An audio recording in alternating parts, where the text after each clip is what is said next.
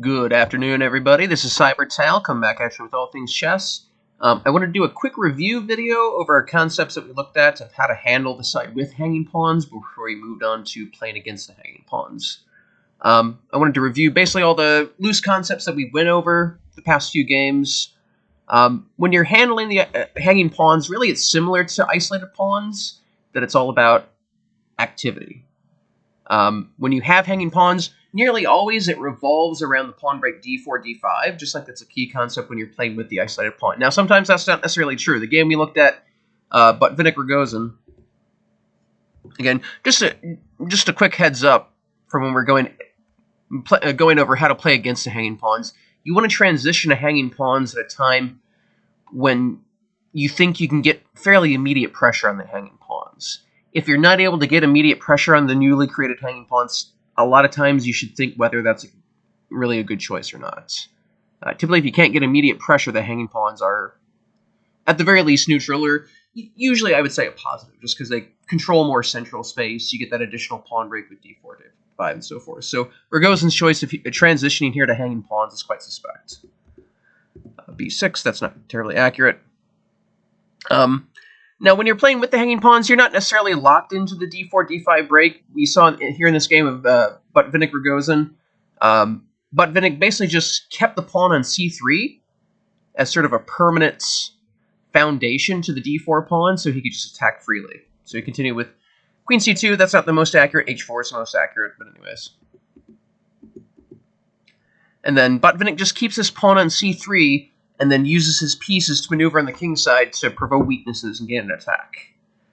He doesn't handle it the best, but he eventually breaks through and gets a victory from this position. So a lot of times sometimes this will be a concept of leaving this pawn on c3, just leaving it in place to protect this pawn on d4, and then maneuvering with pieces. But so many times you're going to get a hanging pawn position like this, where that pawn's already on c5.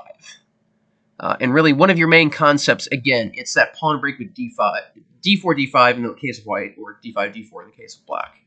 No matter what position you're looking at in general, whether it's hanging pawns or not, always analyze your pawn breaks. And your pawn breaks are those pawn moves that brings your pawn in contact with an enemy pawn for the purpose of opening up lines, whether it's a sacrifice or not. Pawn breaks are sort of the engines of your active play. They open up lines, they open up files, they open up diagonals. You want to be looking at your pawn breaks as sort of major contributors to your play. And in hanging pawn structures, d5, d4, or d4, d5, it's almost always the key move that you want to be looking at. So in this game, Spassky Tal, here d4 is not even necessarily maybe objectively the, according to Hoyle, best move. But it's close to it, and it's such a practical, dangerous attacking move that it's completely worth playing here. This pawn break in hanging pawns is so vital.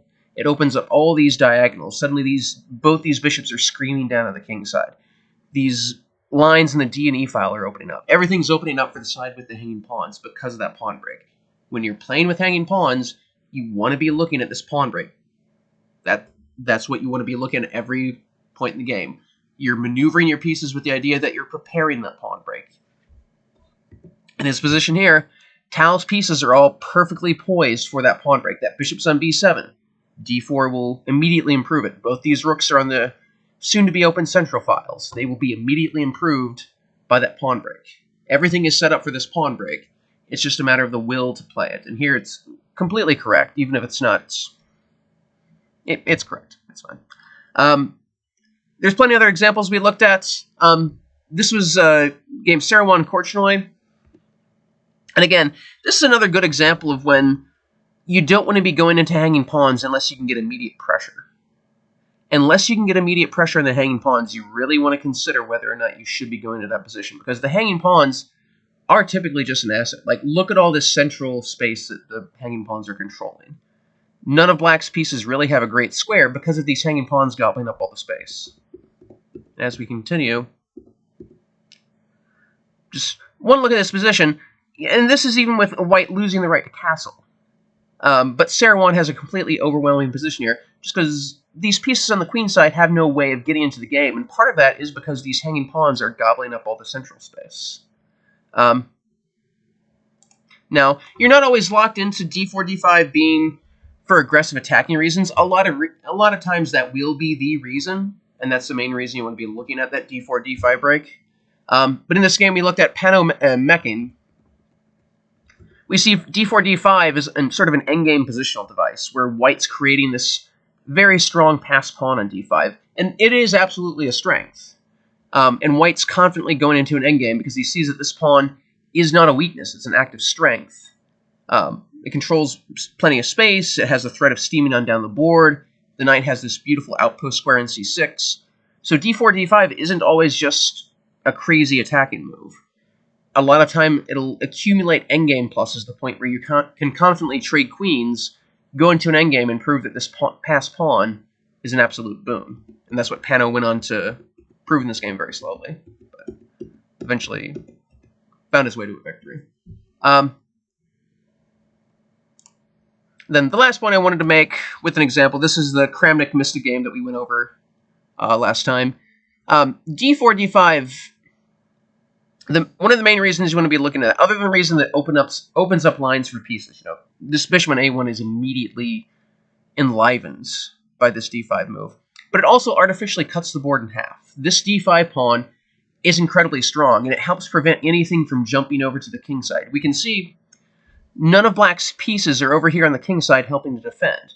This d5 pawn sort of artificially creates a barrier between the two sides of the board. So now this knight on a5, this queen on a7, this bishop on a8, this rook on b8, none of those pieces can really get over to the king side because this d5 pawn is artificially cutting the board in half and preventing anything from getting over to that side.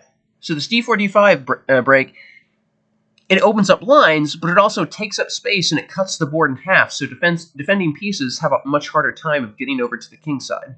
In this game that we looked at of Kramnik-Mista, none of black's pieces were able to get over to the king side in time to prevent checkmates, and Kramnik came up with a beautiful geometric theme for checkmates. Those are really the main concepts. Outside of the Botvinnik game that we looked at, where Botvinnik sort of just kept the pawn in c3. By the way, h4 is just a better move here in modern theory. I recognize that. But other than the Botvinnik-Rogozin game, where we looked at the idea of leaving the pawn on c3 to solidify that pawn and playing with strictly pieces, every other hanging pawn game we looked at, and I sort of think Kramnik-Mista is sort of the perfect example of that. Every other example, d4, d5 is the key break. Again, when you're looking at a chess position, really any chess position, but especially hanging pawns, your pawn breaks are what you need to be looking at every point, and preparing your pawn breaks is exactly what you want to be doing. That's the engine of your play and your activity, and it's the engine for your counterplay if you're on the defensive side. Always be looking to your pawn breaks, and if you're trying to stamp down on your opponent's activity, trying to prevent pawn breaks is one of your key opportunities, and that'll be something we look at when we look at how to play against hanging pawns and helping to prevent d4, d5. So that was just a quick review of the key concepts. The games that I highlighted in this review, you can go back and watch those videos if you need a quick review. Otherwise, we're going to be moving on to how to play against hanging pawns. My name's John. I'll see you then.